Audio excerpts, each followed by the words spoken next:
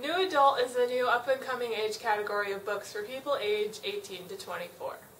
10% luck, 20% skill, 15% concentrated power of will, 5% pleasure, 50% pain, and 100% reason to remember the name.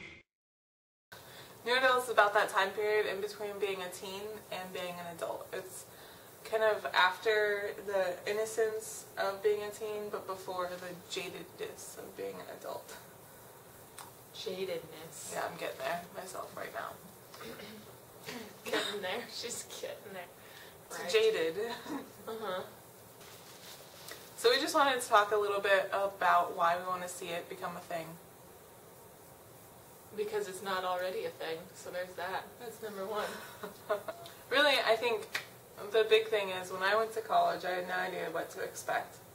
And that's kind of the age group that would be most helpful to have a category that talks about the issues that they're facing in their life and, first jobs and living on your own, and for some people doing their laundry for the first time, not having a curfew, not having someone watching over your shoulder. And that presents a lot of challenges, I think, and a lot of interesting storylines. It's really not a new age group, though, because what about Sweet Valley University? Yeah, that's like the only one. But of course, Sweet Valley High was young adult before there was really young adult, too. So yeah. You go, girl. Visionary, man. Yeah, I was at the library yesterday, and I noticed, like, you go to the young adult section, and nobody's over 17 in the books. You go to the adult section, and nobody's over 30. Yeah, that's under 30. the main issue right there. You just said it. That's more than a decade of gap. That's like millions of people that we're neglecting who want to read about themselves. Specifically themselves. People like themselves. A lot of publishers say that people in that age group don't read. But, I mean, I know it's anecdotal and I hate when people use anecdotes to try to prove a trend, but I did. And all of my friends did. And everyone on the bus did. I did, but I only read, like, high fantasy then. But it's still reading. Yeah. Okay. I don't really like the term new adult, because, I mean, what's the new? I don't either. Oh, well, the new is, like, they're newly adult. But I don't really like young adult either. I think it should be teen. But that's and something. And the new adult should be young adult? Yes. That's it. In ideal world, really confuse people. That would be it, but we can't go back now. So this is what we're stuck with, and we're moving forward with it. Almost grown up, that's what it should be called. Hey, Jen. That's Jen's blog name.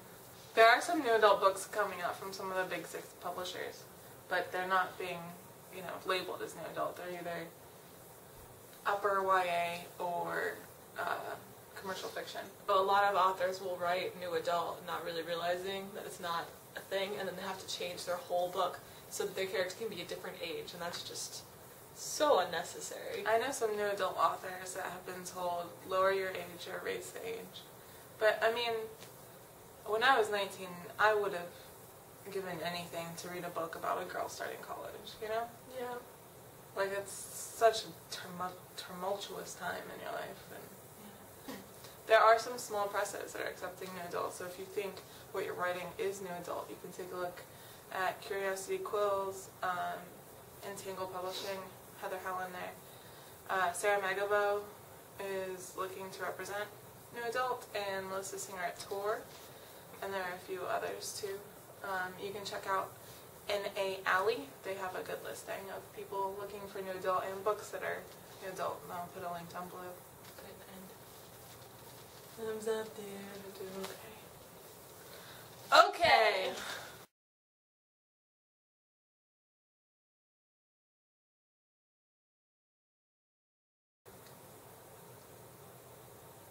We should do the whole video like this.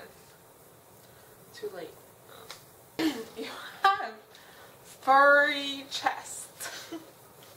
My dog is shedding. I have greasy lips. Pizza lip gloss.